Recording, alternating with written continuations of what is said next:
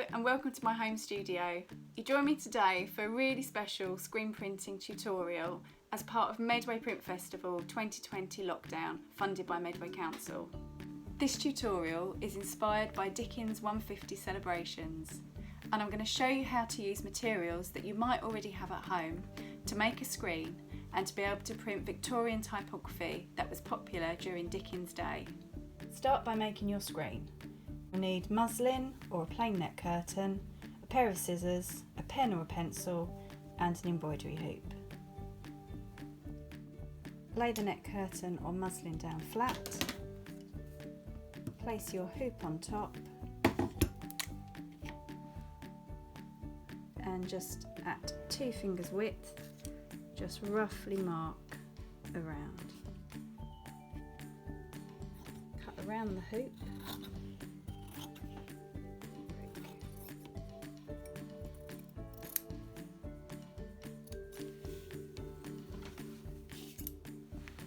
Then open up your embroidery hoop, place the one without the screw flat, lay the net curtain or muslin on top, lay the top part of the ring on top of that and then turn the screw nice and tight.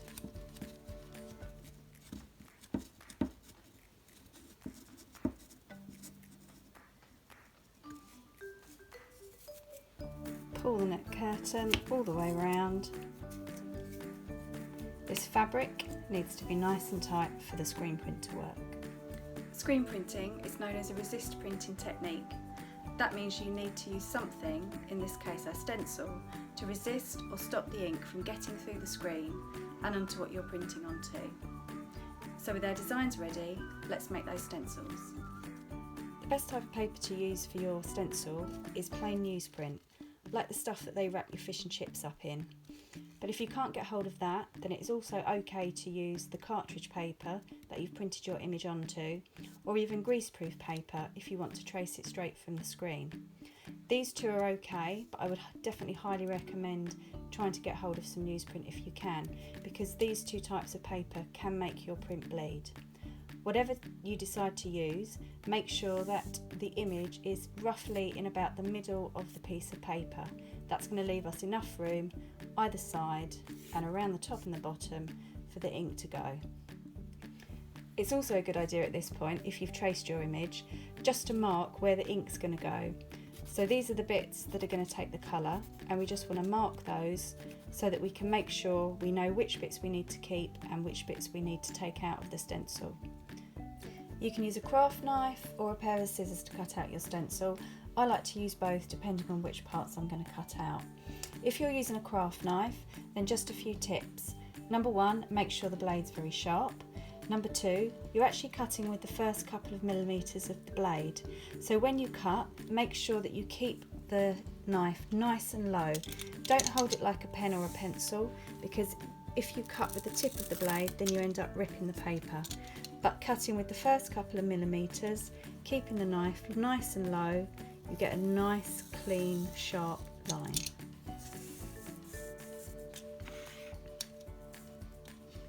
So to start cutting out, I always take the whole silhouette out, and if you're using the craft knife, then as you're cutting, make sure you turn the paper rather than turning yourself. This is the safest way to do it.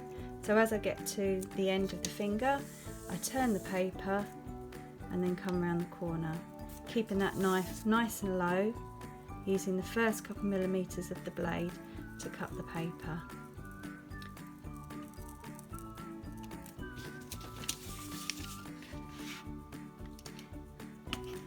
If you're using just a pair of scissors, then a similar thing.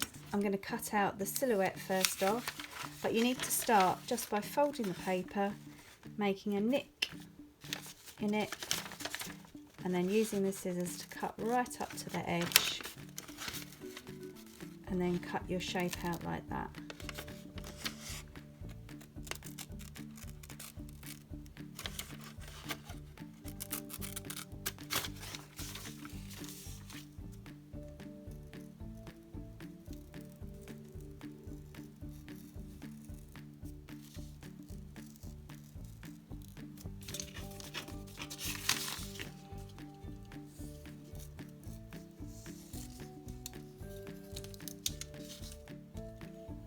You should now have 2 pieces of paper. You need to keep this part and put it to one side while we work on this. I always find it easier to put the craft knife down for this bit and use the scissors. So remember at the beginning when we marked all the pieces that were going to take the colour of the image? Well, these are the pieces that we need to get rid of, and the pieces that are the white of the image, these are the pieces that we need to keep. So I'm going to start by taking this piece off. Remember, that's the piece with the colour, so we no longer need it. And I'm going to continue just cutting all the way around the silhouette of this finger.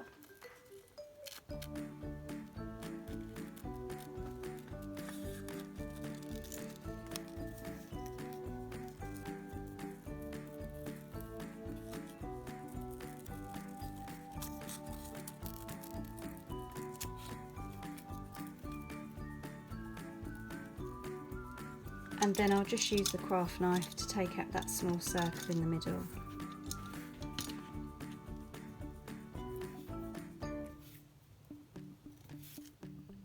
With that bit cut out, we'll put it to one side. The reason for marking the bits that are taking the ink will become a lot clearer now. So we know that we don't need this bit because it's going to take the ink. However, we need these tiny little bits here because they're going to resist the ink from getting through. So now I'm going to cut out all of these bits using a scissors.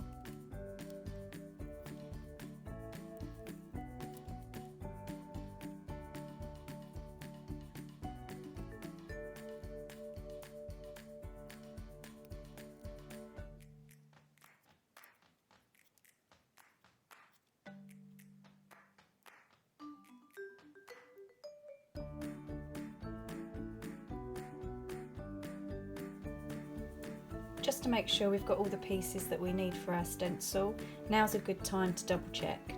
So remembering our initial image, we've got the silhouette of the hand cut out, we've got the cuff and the forefinger, and then down the side we've got the thumb fingernail, the pointing fingernail, we've got the 4 parts that make up the thumb, and then the 3 parts that make up the inner hand. So with all our pieces together, we're ready to print. Before you start printing, make sure that you've got together everything you need.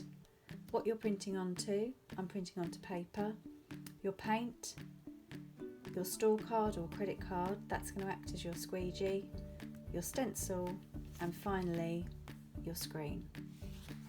Lay the stencil down onto the paper. Now because I'm printing with a credit card, the image is too wide for me to print that way. So I'm going to flip the stencil round and carry on putting all the pieces into place here so that I'll be able to print long ways.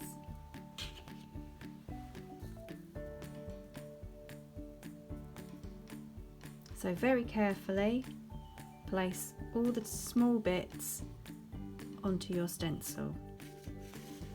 It's good to have the image next to you so that you can remember where all the bits go.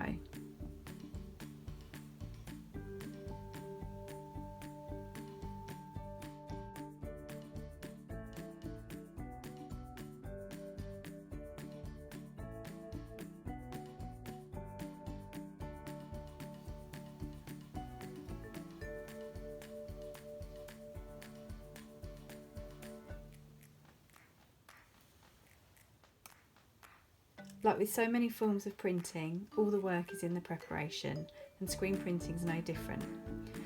So now with your screen, place that very gently on top because you do not want to move any of those small pieces.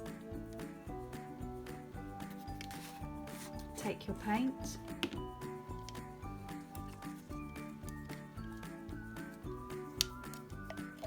and you want to apply it above where the stencil is.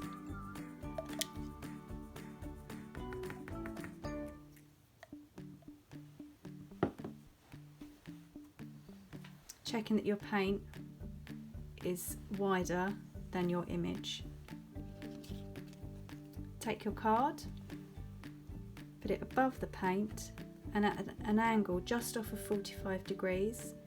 You're going to push down firmly, hold down the screen, push down firmly with the card and bring it towards you.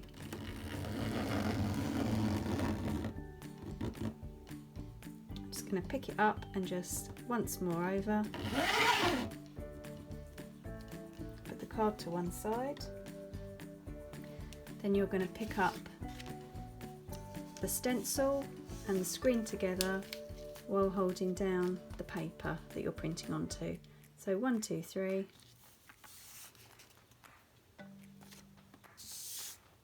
And there you have your screen print. Thank you for watching. I hope I've inspired you to have a go at screen printing at home. Creativity is so important for our mental health and well-being, especially during lockdown. So for more ideas and images for you to download from today's tutorial, please go to iprintedthat.com.